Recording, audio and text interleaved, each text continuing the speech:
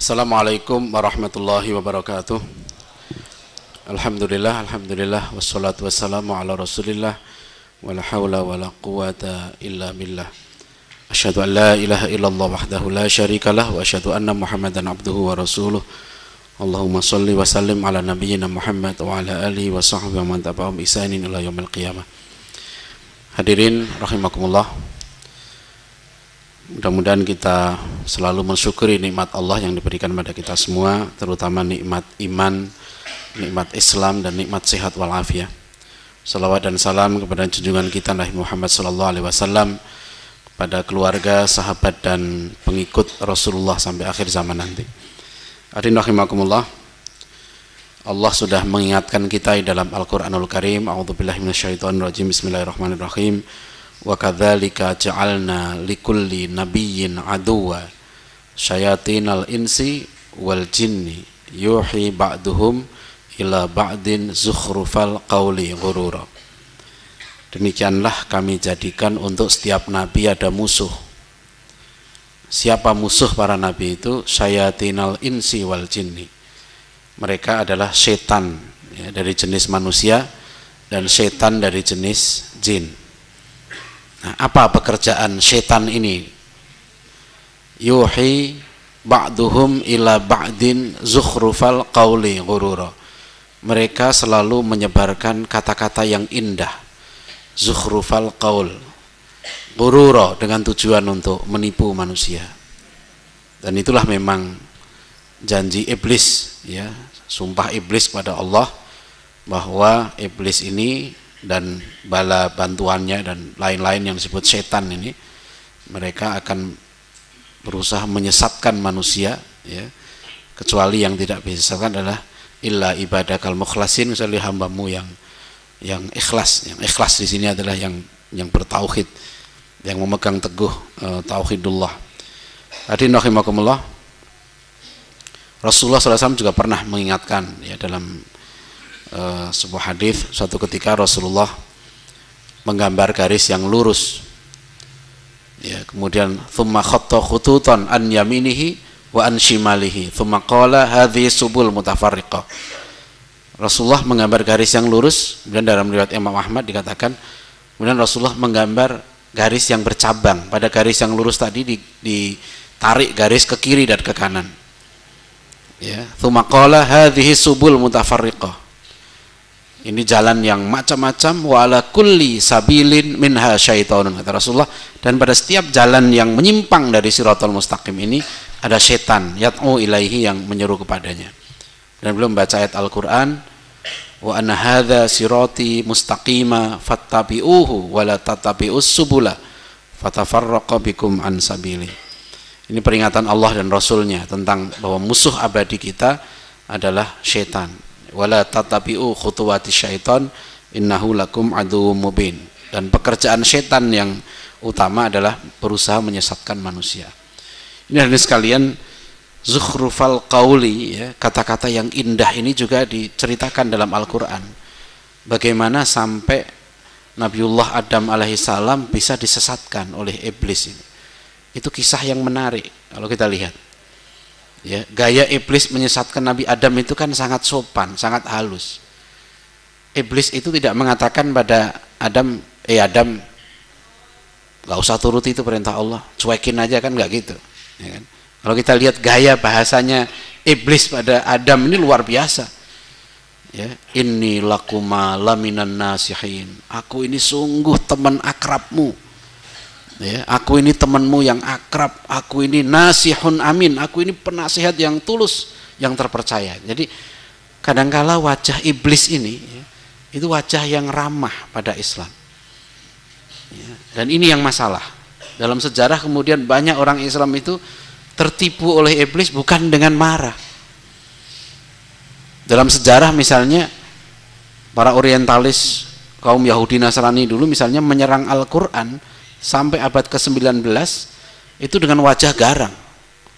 Kalau kita teliti pendapat dari Yahya ad-Dimaski atau John of Damascus, ya, dia mengatakan, ya, Quran ini karya setan.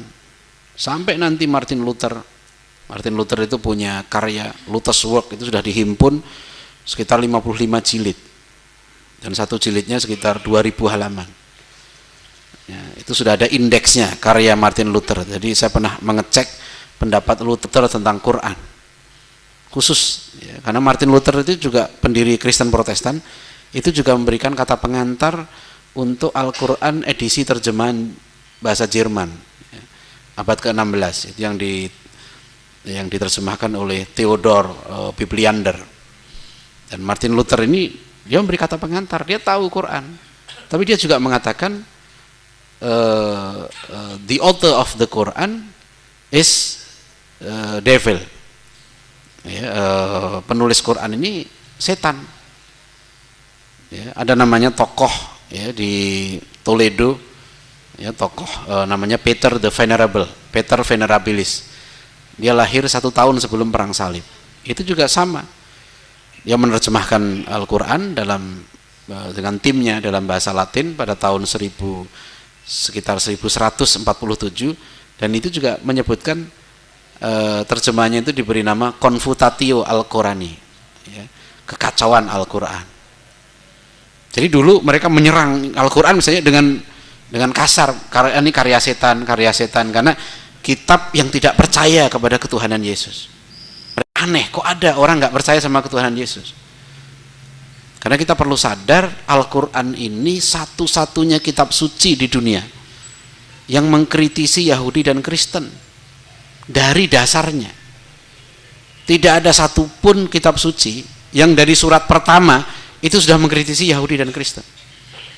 Jadi orang Islam itu setiap hari sholat itu mengkritik Yahudi Kristen. Ihdinas siratal mustaqim, ya kan? Siratal ladzina an'amta alaihim ghairil maghdubi alaihim waladdallin. Ya, kata Rasulullah sallallahu alaihi wasallam, al-maghdub al-yahud, ad-dallin an-nasar. Jadi kita sholat tuh tiap hari, ya Allah tunjukkanlah aku siratal mustaqim, yaitu Islam, bukan jalan Yahudi, bukan jalan Kristen. Orang Konghucu tidak sholat seperti itu. Semua agama nggak ada yang sholatnya seperti orang Islam. Setiap hari mengkritik Yahudi Kristen 17 kali minimal. Ya. Itu kita harus paham. Surat Al-Baqarah itu mulai ayat 40 sudah bicara Yahudi. Ya, sudah bicara Yahudi. Ya Bani Israil adhkuru ni'mati allati an'amtu alaikum wa aufu bi ahdi ufi bi ahdikum wa iyaya farhabun wa aminu bima anzaltu musaddiqan lima ma'akum wa la takunu awwala kafirin bi. Sampai nanti surat ayat 130-an itu isinya membongkar sejarah Yahudi, membongkar karakter Yahudi. Tidak ada satu kitab yang begitu jelas menelanjangi kaum Yahudi. Kalau orang Jawa bilang itu seperti isi perutnya itu di odel-odel, apa itu bahasa Makassarnya, jadi apa namanya, diaduk-aduk. Yahudi itu bangsa paling materialis. Wala tajidannahum ahrason nasi ala haya. Kamu jumpai mereka manusia-manusia yang paling tamak terhadap dunia. Lihat sekarang ini, masalah dunia ini nggak selesai keserakan Yahudi. Dulu Yahudi nggak punya tanah. Tanah Palestina itu mereka diusir. Tahun 47 dikasih tanah 50% sama PBB. Tahun 47 nggak puas dia, ambil lagi sampai 80% sampai perang tahun 67. Perang tahun 67 ambil 100%. Sekarang orang Palestina cuma minta 18% dari tanahnya, yaitu tepi barat dan jalur Gaza. Itu pun tidak disahkan oleh PBB. Dua pendudukan, makanya disebut dengan occupied territory. Ya, daerah pendudukan. Diminta sama orang Palestina, padahal dia sudah dirampok 100%. Udahlah balikin ke kami 18% saja. Susahnya minta ampun. Apalagi sekarang ada masalah kaum Yahudi yang fundamentalis Yahudi ya, dengan istilahnya Kristen Zionis di Amerika. Itu mereka justru berpendapat bahwa Yesus itu akan datang lagi. Sebab orang Kristen ini percaya, Pak, itu yang evangelis ya, yang Kristen fundamentalis. Istilahnya sekarang Zionist Christian. Itu mereka percaya Yesus itu akan datang lagi untuk kali kedua. The second coming of Christ. Nah, Yesus itu akan datang lagi setelah bangsa Yahudi sempurna kembali ke tanah yang dijanjikan Tuhan. Itu kepercayaan, makanya mereka mendukung pendudukan Israel atas Palestina gitu. Jadi itu karena itu kaitan dengan kepercayaan mereka. Ya, sekarang banyak kaum Nasrani menunggu Yesus akan datang. Ada di Bandung ada gereja Kiamat. Di Jakarta pernah katanya ada yang sudah melihat Yesus di Senen, di daerah itu. Ya mungkin saja, nggak tahu, wallahu alam. Ya, apa namanya? Mereka percaya itu. Kita juga orang Islam percaya bahwa nanti Nabi Isa akan datang, tapi beda ceritanya ya dengan mereka gitu. Kalau cerita kita lain lagi, dalam hadis yang sahih disebutkan bahwa nanti Nabi Isa akan datang memberlakukan syariat Islam ya. Ini hadirin rahimakumullah. Ini jadi kemudian apa karakter Yahudi itu? Mengubah-ubah agama mereka. Afatat mauna ayyuminu lakum waqad kana fariqum minhum yasma'una kalam Allah thumma yuharrifunahu min ba'di ma aqaluhu wa hum ya'lamun. Karakter mereka ini paling rasis. Tidak ada bangsa di dunia ini Pak, yang lebih rasis daripada Yahudi.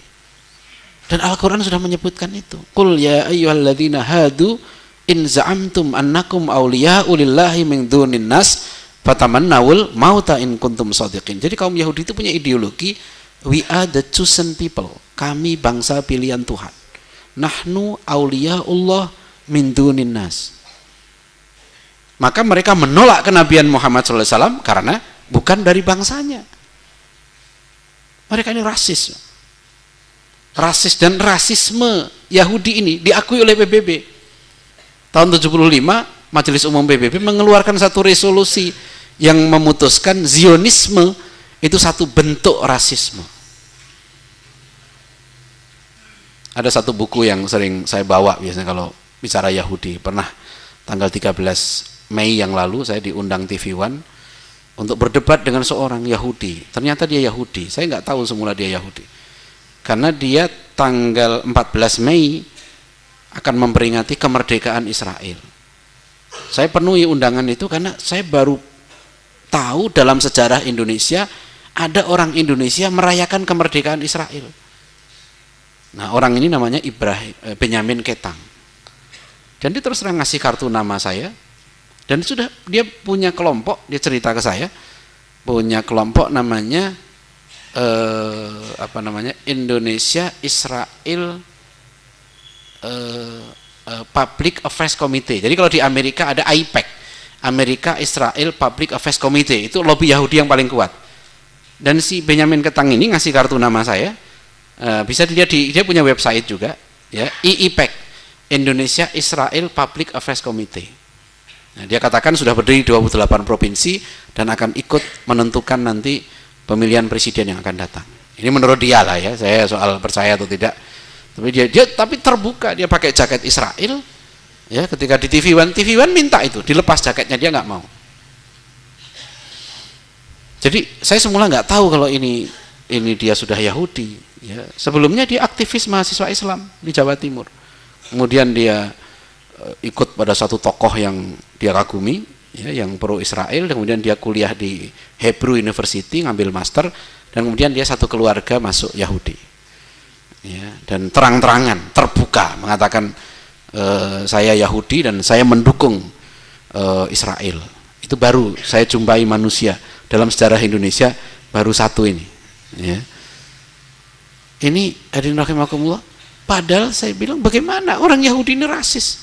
Waktu itu saya tunjukkan sama dia satu buku yang ditulis oleh Dr. Israel Sahak. Israel ini nama lain dari Nabi Yakub. Mana kan ada surat Bani Israel kan, surat Bani Israel ini keturunan Yakub. Jadi kalau kita mengatakan Israel jahat, maksudnya bukan Nabi Yakub. Karena orang Yahudi modern membuat negara diberi nama Israel, itu masalahnya. Ya, jadi dia beri nama negara Yahudi itu namanya Israel. Ya, kalau kita bilang Israel jahat, bukan Nabi Yakub yang jahat. Ya, itu kayak begini misalnya, ada orang mencuri sendal namanya Muhammad, gitu kan? Kita bilang Muhammad mencuri sendal, maksud kita tentu bukan Nabi kita Muhammad SAW. Ya, tapi memang kebetulan dia pakai nama Muhammad. Ya, meskipun Muhammad Nazaruddin misalnya gitu ya. Ya, wallahu alam. Jadi ya sekalian, ini apa ya? Dr. Israel Sahak ini menulis satu buku. Judulnya Jewish History, Jewish Religion.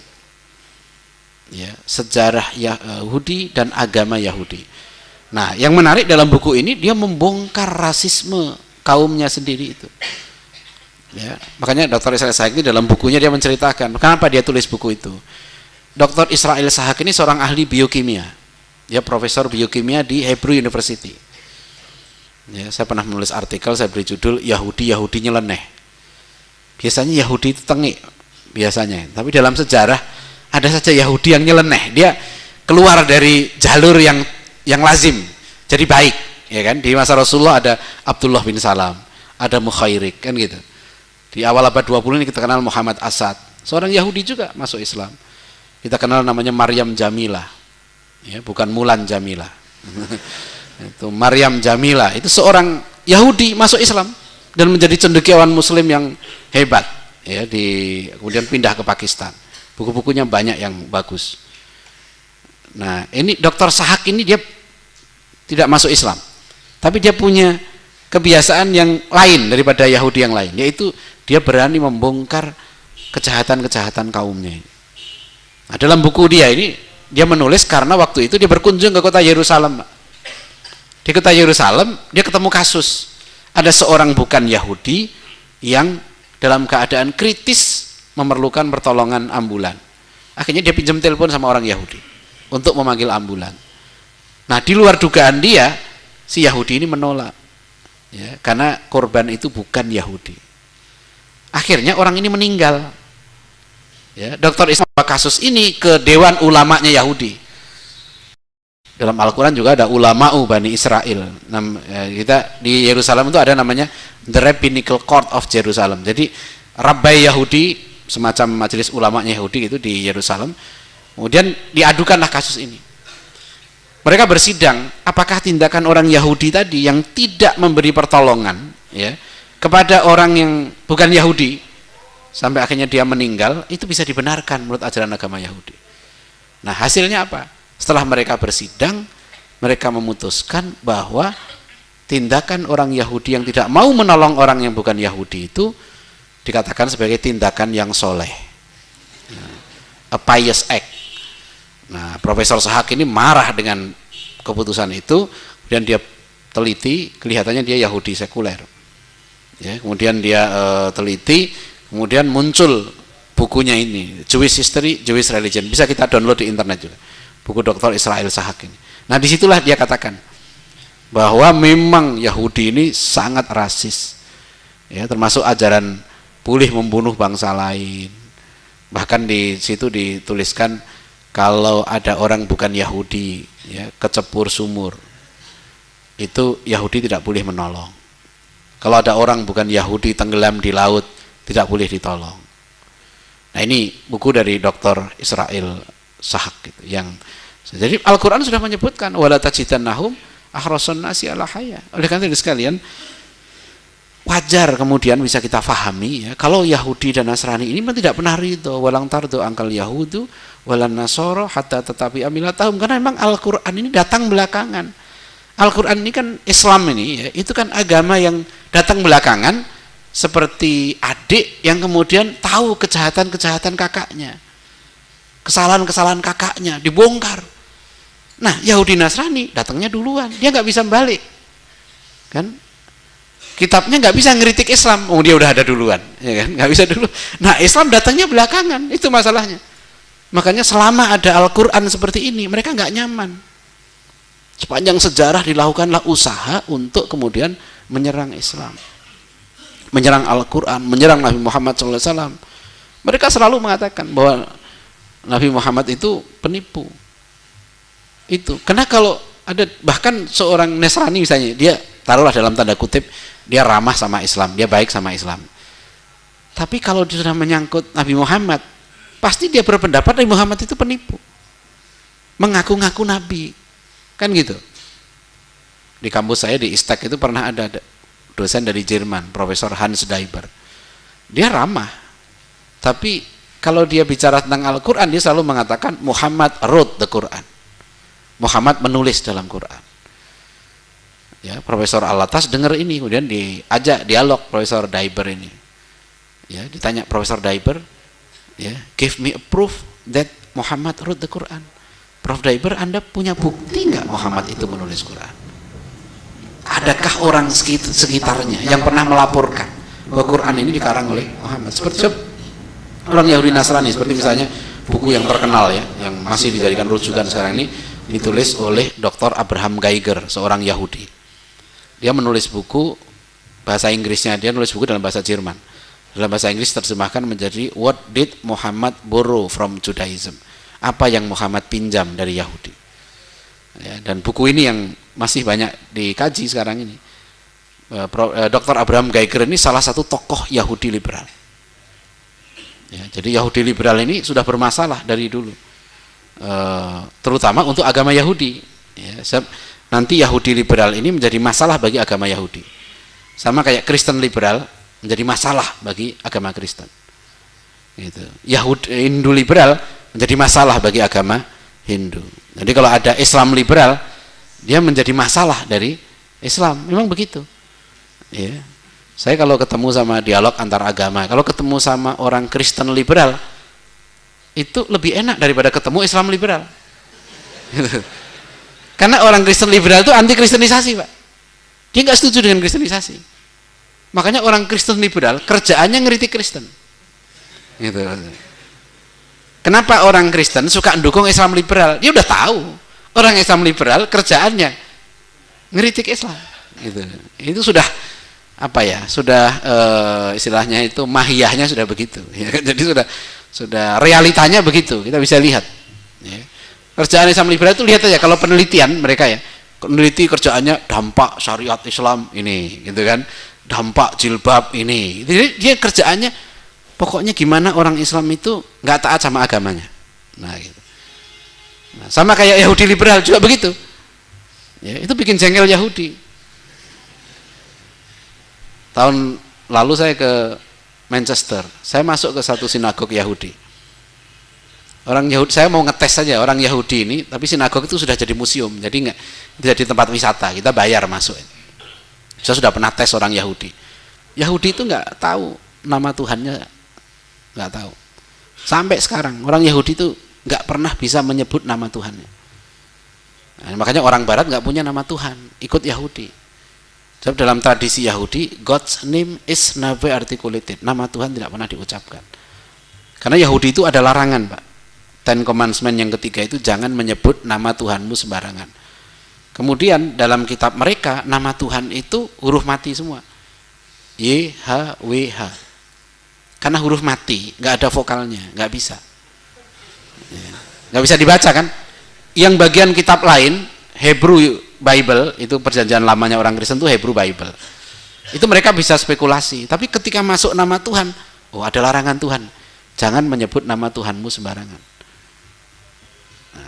Saya tahu ini karena saya ikut kursus bahasa Ibrani dan dosennya pendeta waktu itu.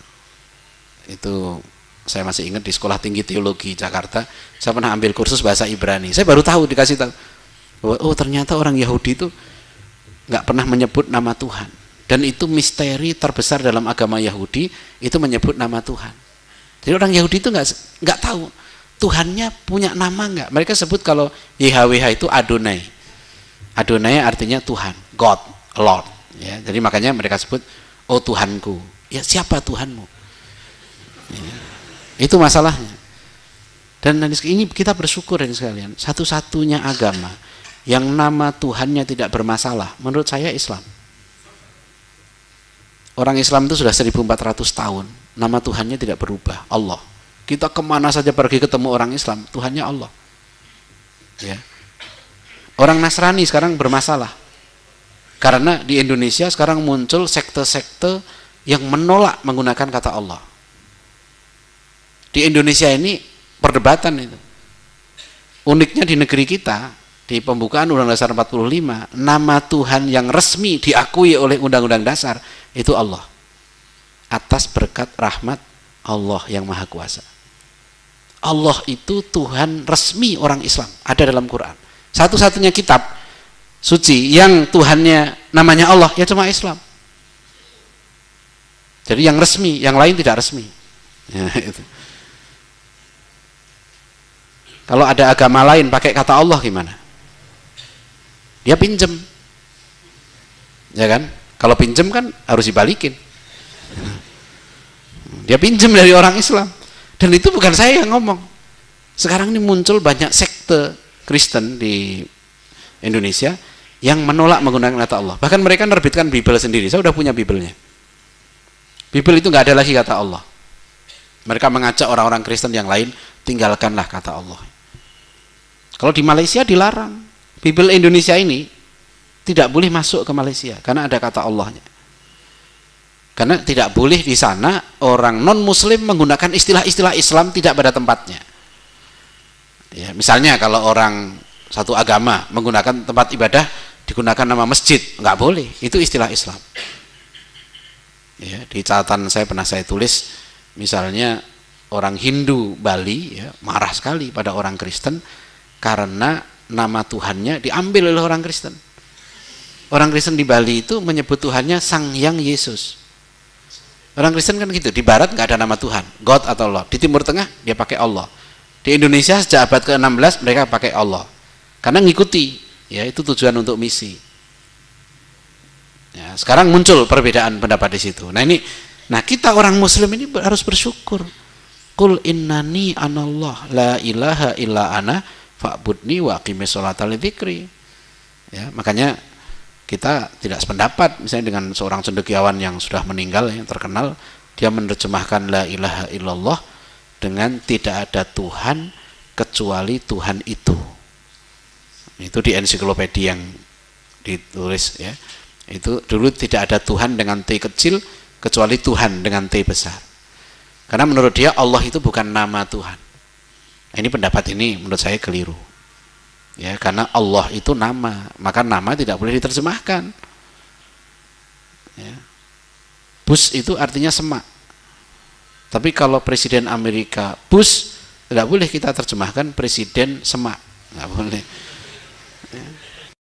Rice itu nasi, tapi kalau Menteri Luar Negeri Amerika waktu itu Condoleezza Rice, jangan diterjemahkan Menteri Luar Negeri Condoleezza nasi, nggak boleh.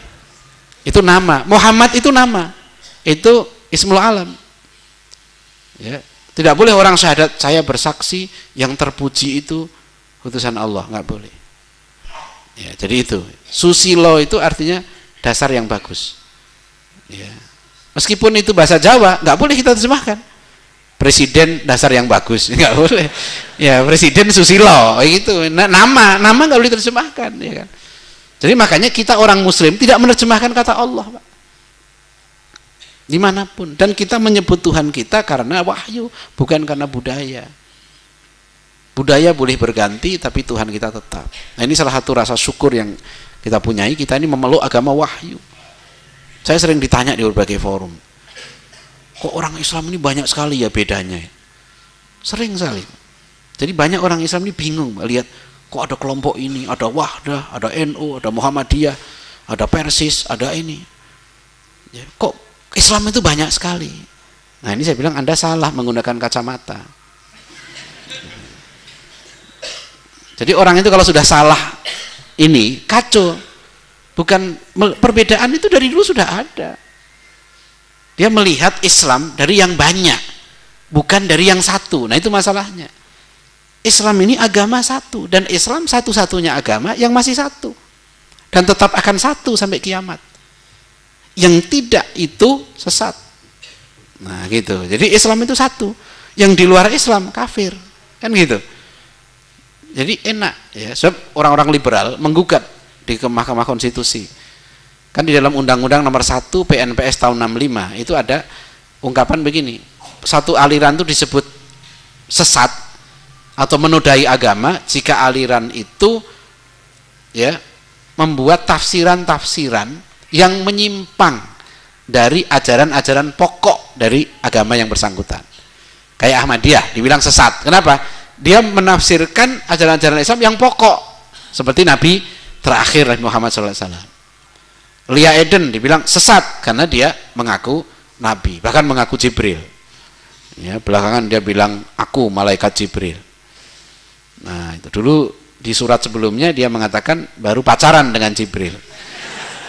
Kalau Anda ikut surat-surat Lia Eden itu unik ya, tahun 2007 saya masih punya suratnya. Itu dia mengatakan berkasih-kasihan dengan malaikat Jibril. Ya, tapi terakhir 2010 dia sudah ngirim surat, sudah pakai akulah malaikat Jibril. Ya, jadi sudah berubah. Ini sesat, kita bilang dia menyimpang dari ajaran pokok. Nah, orang liberal waktu itu mengatakan begini, yang mana yang pokok? Yang pokok itu kan tergantung penafsiran. Ya. Jadi menurut ini pokok, menurut ini belum tentu pokok. Waktu itu saya jadi saksi ahli di Mahkamah Konstitusi oleh MUI, saya katakan tidak begitu. Di dalam Islam ajaran yang pokok itu jelas. Dan kalau tidak itu maka dia akan keluar dari Islam. Dia sesat, kan dia menyimpang. Malah waktu itu saya beri contoh sederhana. Orang Islam itu nggak usah ada keputusan politik, sudah tahu yang sesat. Ya, misalnya saya bilang, orang Islam itu dari dulu wudhu pakai air. Kalau ada orang Islam wudhu pakai oli, pasti sesat. Ya. Itu bahaya sekarang. Nah, ini bagian dari zukhrufal qaul. Ya, banyak sekali sekarang pemikiran-pemikiran yang berbahaya ini. Misalnya di TV, Anda lihat misalnya ada tokoh-tokoh yang ngomong kita harus memisahkan antara Al-Quran dan tafsir Al-Quran dan penafsiran terhadap Al-Quran. Kita harus pisahkan antara Islam dan pemikiran terhadap Islam. Islam itu mutlak, Al-Quran itu mutlak. Tapi kan pemikiran terhadap Islam itu relatif karena dia dari akal manusia. Jangan mutlakkan pendapat Anda. Karena tafsir itu juga beda-beda. Nah, ini kena virus. Orang yang ngomong begini nih, bahaya. Kadang-kala tokoh yang sangat kita hormati. Ya. Di mana letak bahayanya? Di bahaya ngomong begitu. Kalau mengatakan Quran ini mutlak, tapi tafsir terhadap Al-Quran itu relatif karena dari akal manusia, itu berbahaya. Karena tafsir terhadap Al-Quran yang mutlak benar, itu nilainya sama dengan Quran itu sendiri. Sebab Al-Quran itu diturunkan bukan hanya lafadznya, tapi juga maknanya. Nah, makna Al-Quran yang ditangkap oleh para mufasir, itu menjadi ijma, kebenaran. Dan itu nilainya sama dengan Al-Quran. Jadi kalau dia ingkar terhadap tafsir yang benar, dia sama dengan ingkar terhadap Al-Quran. Nah, hati-hati itu kalau kita ada orang ngomong gitu. Ada tokoh, saya lihat profesor di TV ngomong begitu. Kita harus pisahkan antara Islam dan pemikiran terhadap Islam. Pemikiran terhadap Islam kan dari manusia, relatif. Gak benar. Karena akal manusia ini bisa sampai dalam taraf mutlak. Nah, ini yang paling banyak menjangkiti mahasiswa kita, termasuk dosen-dosen, relativisme ini. Ini dulu namanya sufastoiyah, faham sofisme. Ini berbahaya, karena kalau orang udah kena virus ini, dia menjadi tidak yakin dengan kebenaran. Ya, belum lama ini saya ngisi satu pelatihan mahasiswa, tanya begitu juga. Ya, pemikiran mana yang benar? Manusia relatif. Akalnya kan tidak hanya Tuhan yang mutlak. Ya, saya gini aja gampang, saya bilang. Gini deh, saya bilang, Anda semua ini, kita lihat teman kita ini, yang tanya itu saya bilang, lo lihat dia nih. Ya, kita lihat dia bersama-sama. Ya, saya bilang, menurut pendapat saya, menurut pikiran saya yakin benar bahwa yang bertanya ini manusia. Dan pasti bukan monyet. Saya bilang, mungkin nggak dia monyet? Ada juga yang bilang mungkin. Saya bilang enggak, saya bilang kan nggak mungkin kan, kita yakin. Terus saya tanya, Anda bilang kan pikiran manusia itu relatif. Menurut Anda itu laki-laki atau perempuan? Oh, laki-laki. Nah, menurut pikiran Anda, kelelakian Anda itu mutlak atau relatif? Nah, karena di situ ada akhwatnya juga, dia bilang oh mutlak gitu. Nah, berarti pikiran Anda ada yang mutlak. Ya, bahaya saya bilang kalau Anda ditanya sama calon mertua, kamu laki-laki enggak? Laki-laki, Pak. Mutlak atau relatif? Jawab mutlak gitu. Jadi itu jangan dikacaukan oleh pemikiran-pemikiran begini. Ya. Ada lagi ya sekarang ini aneh-aneh, karena kalau kita baca di perguruan-perguruan tinggi Islam, Saya itu mengumpulkan buku puluhan metodologi studi Islam. Biasanya liberalisasi itu dimulai dari mata kuliah ini. Pengantar studi Islam, metodologi studi Islam. Ini yang awal liberalisasi. Karena di situ dilakukan pendekatan namanya teoantroposentrisme. Dari Al-Quran dan Sunnah ini oleh para salafus soleh sudah dibentengi dengan ulumuddin. Jadi untuk memahami Quran Sunnah kita harus menguasai ulumuddin. Maka untuk memahami Quran Sunnah kita harus menguasai bahasa Arab, ilmu nahwu, ilmu sorof, ilmu balaghah dan sebagainya, ilmu ushul fikih, tafsir, hadis, itu ulumuddin. Dan rumusan ini sudah selesai zaman salafus soleh. Sekarang ini di perguruan tinggi nggak cukup Anda belajar metodologi studi Islam, dibilang nggak cukup ini. Anda harus menggunakan ilmu bantu, ilmu humaniora. Masuk ilmu sosiologi, masuk ilmu psikologi, masuk ilmu sejarah, masuk hermeneutika, masuk fenomenologi. Ini kacau. Karena dua ilmu ini karakternya berbeda. Ulumuddin, ilmu hadis, ilmu tafsir dan sebagainya itu, ilmu ini lahir dengan semangat memperkuat agama, memperkuat Al-Quran dan Sunnah. Tapi ilmu-ilmu psikologi dan sebagainya ini, ya sosiologi, politik, lahir di Barat semangatnya pemberontakan terhadap agama, menjadikan agama sebagai produk budaya. Nah, ketika ilmu ini digabungkan, ya katanya supaya lebih ilmiah, kacau. Akhirnya yang muncul adalah kebingungan. Ya, makanya banyak orang sekarang ini belajar di perguruan tinggi, ya, perguruan tinggi Islam yang lain, belajar Islam dia tidak tambah yakin, tambah bingung. Golbin, golongan bingung. Ada misalnya dia sudah doktor jauh-jauh, tahu-tahu mengatakan yang tahu kebenaran hanya Tuhan. Jangan mengatakan manusia, jangan mengatakan yang lain sesat, yang lain ini, yang lain kafir, jangan sok menjadi Tuhan. Saya pernah ditanya oleh wartawan, ada seorang tokoh liberal yang ngomong, beragama yang tawadhu itu beragama yang tidak suka menyalah-nyalahkan. Jadi yang tawadhu begitu, jangan angkuh beragama, dikit-dikit nyalahkan orang lain. Saya ditanya, gimana pendapat Anda? Saya bilang, lah dia nyalahin kita.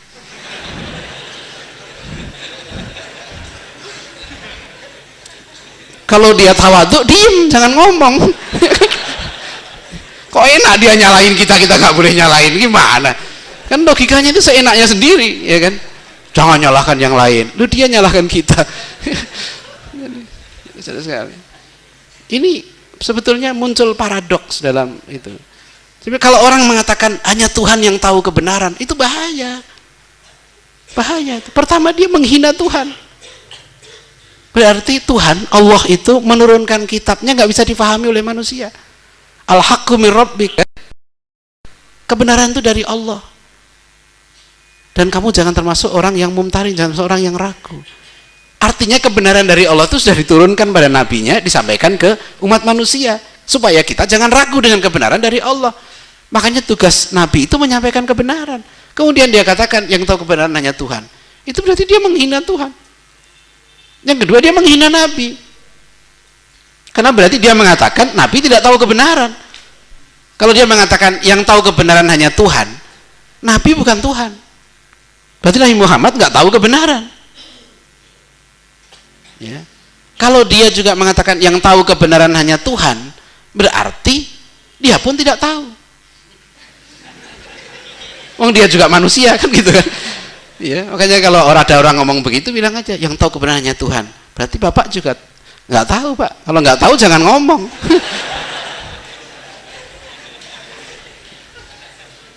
Ya. Saya sudah tahu, Pak. Ya, gitu. Makanya Bapak ngaji sama saya. Nah, itu yang benar. Ya kan? Ini coba antum bayangkan, orang tidak tahu, bangga. Itu kan kategori, kata Al-Ghazali, manusia yang keempat yang paling celaka. Rajulun la yadri wa la yadri annahu la yadri. Orang yang tidak tahu dan tidak tahu kalau dia tidak tahu, malah kurang ini, dan bangga kalau dia tidak tahu. Jadi itu kalau dalam filsafat disebut dengan agnostik, orang yang mengatakan la adriyah, ya, faham la adriyah, faham ketidaktahuan. Jadi menurut dia ilmu yang tertinggi itu tidak tahu. Ya, la adri, hanya Tuhan yang tahu, ya. Kita manusia tidak tahu, ya. Kalau sudah tidak tahu nggak usah ngomong nggak tahu, ya. Jadi ini hari sekarang, ini ada ini. Saya pernah soalnya waktu debat dengan Ahmadiyah di TV, pendukungnya bilang begitu. Tidak berhak orang mengatakan yang lain sesat. Hanya Tuhan. Ya. Nah, ini seolah-olah indah. Zukhrufal qaul ghurura. Itu menipu. Ya, hati-hati ini kalau kita ini. Ya, banyak yang terjebak di sini. Saya sudah survei dan sudah saya adakan kuesioner di banyak kampus. Banyak yang terpengaruh oleh relativisme. Karena begitu, canggih ya. Tafsir relatif. Tafsir itu ada yang relatif, ada yang tidak relatif. Sudah ini ya. Sudah. Baik, saya kira mudah-mudahan sekalian sudah itu sekedar kita menghadapi tantangan bersama baik dari kaum Yahudi, Nasrani dan sebagainya. Mudah-mudahan kita dikuatkan oleh Allah SWT ya untuk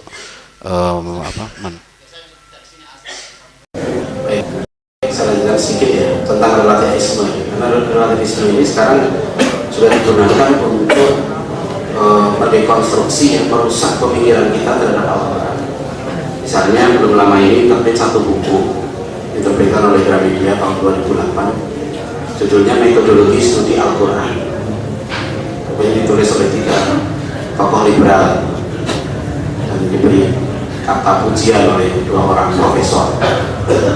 Nah, salah satu kesimpulan penting dalam buku ini adalah dia membantah buku ini, pendapat orang Muslim selama ini bahwa Quran itu tidak mungkin salah. Ya. Dia di buku itu ditulis bahwa Al-Quran itu sampai kepada kita melalui proses manusiawi. Quran kan sampai pada kita ini prosesnya manusiawi. Ya, dihimpun, ya kemudian dipilih, ya dicetak dan sebagainya gitu. Itu proses manusiawi, dan karena proses manusiawi maka mungkin saja salah. Ya. Bahkan ada di situ katanya dari grammar pun sudah ada yang salah. Nah, ini berbahaya. Sebetulnya ini logika juga. Ya. Apakah memang setiap proses manusiawi itu mungkin salah? Tidak. Itu salah, kesimpulan dia begitu.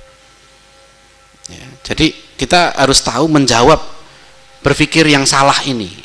Saya lihat banyak sekali mahasiswa yang terjebak karena dia salah berpikir. Kalau dia sudah salah berpikir, kita kasih Quran dan Sunnah itu mental. Karena di sini sudah tertanam. Orang itu nggak bisa sampai pada kebenaran. Nah, itu harus dihancurkan dulu. Pengalaman saya dengan teman-teman mengisi workshop di beberapa perguruan tinggi Islam, ini yang paling masalah. Mahasiswa ini sudah sering dapat pemikiran begini, akhirnya kita pertama harus dikosongkan dulu. Jadi kalau kita mau isi dengan Quran Sunnah, yang rusak-rusak ini, ibaratnya kalau komputer itu harus diinstal ulang dulu. Ya. Ada yang mahasiswa saya, dia baru selesai, ya, anak Persis, dia S1 di Bandung, kemudian dia selesai S2. Saya tanya, setelah kamu lulus S2 ini, apa yang kamu rasakan? Dia bilang, habis ilmu saya S1 itu. Karena cara berpikirnya yang keliru. Karena basisnya relativisme, ya, relativism ini yang menjadi masalah. Dia melihat semua kebenaran itu menjadi relatif. Itu nggak benar. Hanya Tuhan yang mutlak, manusia relatif. Ya, sampai nanti dalam kadang-kadang dipakai juga kata-kata Imam Syafi'i, ya. Ra'yi shawabun yahtamil khata' wa ra'yu ghairi khata'un yahtamilu shawab. Nah, ini kata-kata Imam Syafi'i dalam soal khata' wa shawab, bukan dalam soal yang usul, ya, dalam soal hak wal batil tidak. Para ulama kita sudah tahu mana yang harus berbeda, mana yang tidak berbeda, mana yang biasa berbeda, biasa saja. Dari dulu sejak sahabat Rasulullah sudah banyak perbedaan. Soal menikahi wanita ahlul kitab sudah berbeda sahabat pendapatnya. Ya. Imam mazhab banyak perbedaan, tapi mereka tidak bermusuhan.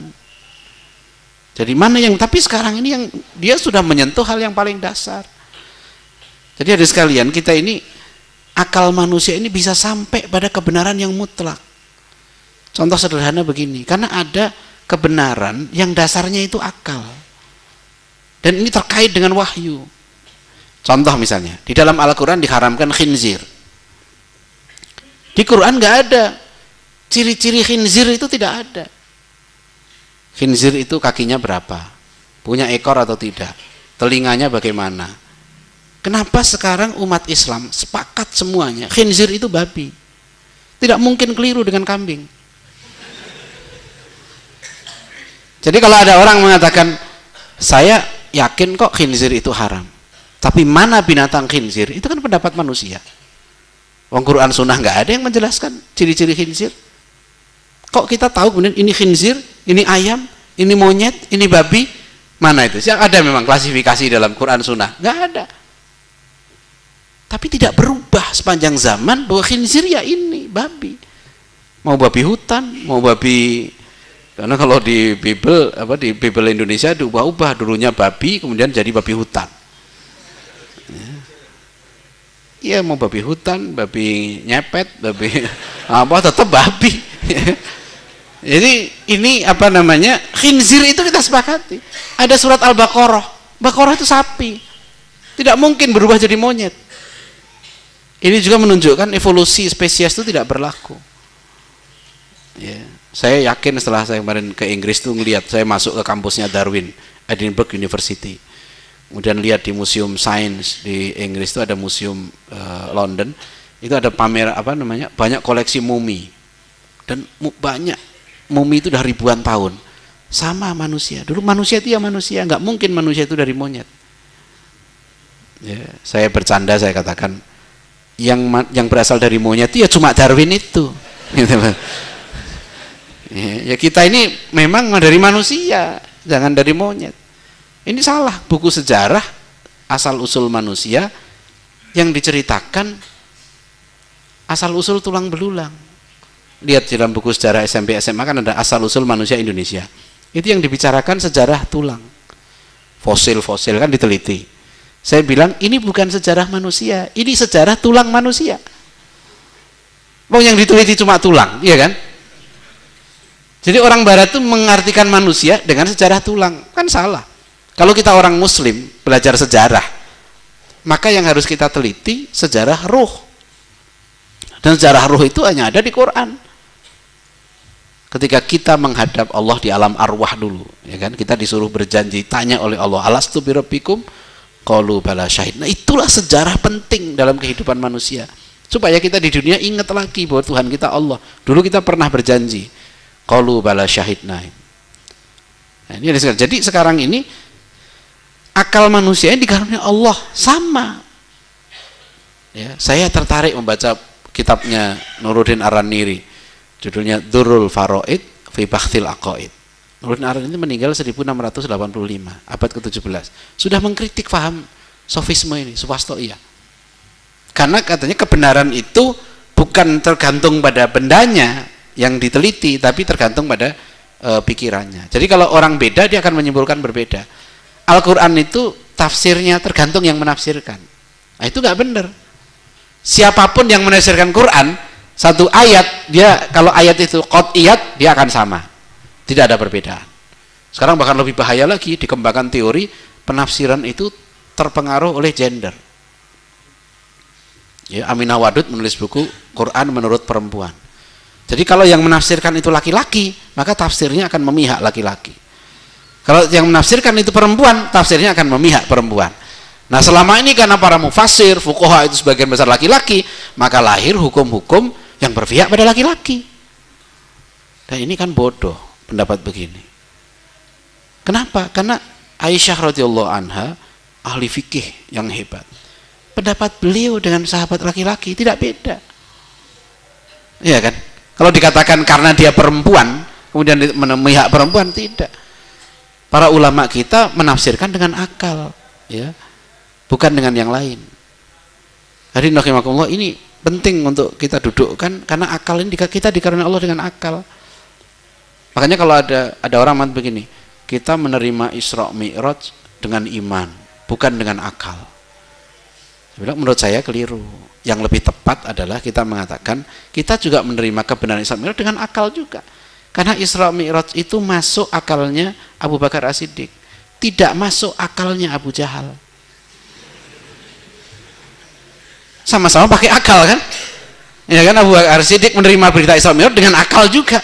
Dan beliau faham karena berita ini dibawa oleh seorang yang tidak pernah berbohong, maka pasti benar. Orang barat menolak, ini namanya epistemologi yang sumber ilmunya dari khobar sodik, ditolak sebagai sumber ilmu. Kita menerima. Dulu ada seorang tokoh yang rasional ya di Indonesia ini, profesor. Dia mengatakan bahwa saya nggak mau terima kalau tidak rasional. Tokoh cendekiawan Muslim Haji Agus Salim membantah dia, dikatakan, Anda, saya nggak usah sebut namanya profesor ini, kamu kalau mau pulang ke Padang, kalau memang kamu rasional, kamu jangan naik kapal. Karena kalau kamu naik kapal, kamu tidak rasional. Yang benar kamu berenang dari Jakarta. Sebab begitu orang naik pesawat, naik kapal, dia tidak menjadi rasional. Kita ini kan sebetulnya percaya sama orang yang tidak kita kenal. Sepinter apapun dia, ya, dia itu percaya. Kalau dia naik pesawat, diumumkan pilotnya ini. Kalau dia seorang yang intelektual, harus tanya, betul nggak pilotnya ini? Berapa jam dia sudah terbang? Mana ijazahnya? Ya, jangan-jangan pilotnya tukul, misalnya itu kan, nggak tahu. Ya, tapi dia percaya saja kan? Dia percaya kepada pramugari yang dia tidak pernah kenal. Kita sering gitu.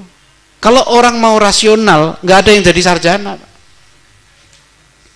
Misalnya dosen mengatakan Einstein rumusnya E sama dengan MC kuadrat. Tanya sama dosennya, Bapak tahu dari mana itu rumusnya Einstein, Pak? Paling dosen mengatakan, katanya sih. Kan gitu. Bapak lihat sendiri nggak Einstein nulis rumus itu? Kan mungkin saja Pak bukan Einstein kan? Bapak kan katanya juga kan? Akhirnya kan katanya kan? Rumus Pitagoras begini-begini. Pitagoras tuh ribuan tahun yang lalu. Kok Bapak percaya itu rumusnya Pitagoras? Makanya kita ini sekarang punya kaidah keilmuan yang kuat sekali. Kita punya ilmu sanad yang nggak ada pada dunia lain. Ya, kita klarifikasi siapa yang membawa berita. Idza ja'akum fasikun binaba'in fatabayyanu. Nah, metodologi ilmu dalam Islam ini yang kokoh, jauh lebih kokoh daripada orang barat. Mereka bilang rasional, tapi Anda tidak rasional ketika Anda percaya dengan sesuatu yang Anda sendiri tidak bisa mengklarifikasi. Makanya ini ilmiah. Jadi kalau kita ini percaya Al-Quran yang kita baca sekarang ini sama persis dengan Al-Quran di masa Rasulullah, itu sangat ilmiah. Ilmiahnya bagaimana? Ilmiahnya karena Al-Quran rawahul jamaah anil jamaah. Khobar mutawatir itu kan berita yang dibawa oleh jamaah dan tidak mungkin mereka sepakat berbohong. Itu ilmu yang sangat kuat, Pak. Jadi kalau kita percaya kepada seseorang yang nggak kita kenal, kenapa kita tidak percaya kepada seseorang yang kawan maupun lawan mengatakan dia tidak pernah berbohong seumur hidupnya? Ya. Kita percaya sama dosen mengatakan begini, tanya rumus Vs sama dengan Vt, V kecepatan itu paling tinggi kecepatan cahaya 270.000 km per detik, sama-sama tanya sama gurunya kalau mau kritis. Bapak gimana ngitung Pak kecepatan cahaya itu 270.000 km per detik, itu dari mana cara ngitungnya Pak? Paling gurunya bilang, kamu mau lulus apa enggak? Gitu aja. Udah kalau mau lulus, udah terima saja sudah. Kan gitu kan? Sekarang kamu percaya apa? Nah, kita ini sekarang mau percaya nggak sama Imam Bukhari itu saja? Percaya nggak sama Imam Muslim? Orang-orang liberal ini dia bilang, nahnu rijal, hum rijal, nahnu rijal. Kita sama-sama laki-laki, kita sama-sama manusia. Ada yang bilang begini, dengan sok-soknya itu mengatakan, Syafi'i kan manusia, mungkin saja dia salah. Wah, gitu kan. Bukhari kan manusia, mungkin saja salah. Kenapa kita masih percaya sokainya Bukhari? Saya bilang, kalau Imam Syafi'i mungkin salah, apalagi Anda pasti salah. Lah, Anda 10 hadis saja nggak hafal. Jadi ini tidak tahu adab. Ya. Jadi apa namanya ya, dalam ilmu ini ada, kita diajari kritis tapi harus tahu adab. Ulama kita menjaga adab. Ya, adab sama ulama yang lebih agung, dihormati, ya kan? Itu ulama kita dulu hormat, Pak. Imam Ahmad itu punya madhab sendiri, hormat sama Imam Syafi'i, tidak mencerca Imam Syafi'i meskipun beliau beda pendapat dengan Imam Syafi'i. Imam Syafi'i mengkritik Imam Malik, tapi beliau hormat sama Imam Malik. Itu adab, bagaimana menghormati ulama besar. Kita kadang-kadang kalau melihat ulama ini manusia juga, Pak. Ada salahnya. Kalau kita cari salahnya, ada. Sahabat juga secara personal ada salahnya. Tapi sahabat sebagai kolektif, mereka ijma'nya kita terima sebagai sumber kebenaran. Karena kita menerima Al-Quran dari ijma' sahabat. Kalau kita nggak percaya sama sahabat, kita nggak bisa mengakui kebenaran Al-Quran. Dan ini manusia. Jadi saya katakan, kalau manusia berijma', itu pasti benar. Sama kayak tadi itu. Saya katakan dengan gampang saja. Kita ijma' namanya si A ini manusia. Semua sepakat nggak? Ini manusia. Ada yang nggak sepakat? Ini manusia? Boleh. Ya. Jadi itu contoh kita dikaruniai akal. Dan ketika akal manusia ini satu, maka kebenaran itu menjadi. Dan kita tidak disuruh menjadi Tuhan dan tidak mungkin.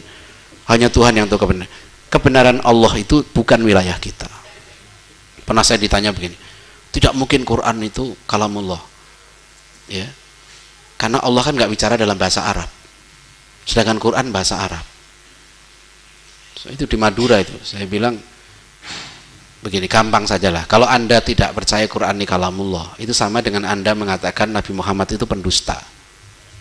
Karena yang mengatakan Quran ini kalamullah itu Rasulullah. Sekarang kamu percaya nggak Rasulullah itu Nabi? Udah itu saja. Kalau nggak percaya ya ngapain syahadat?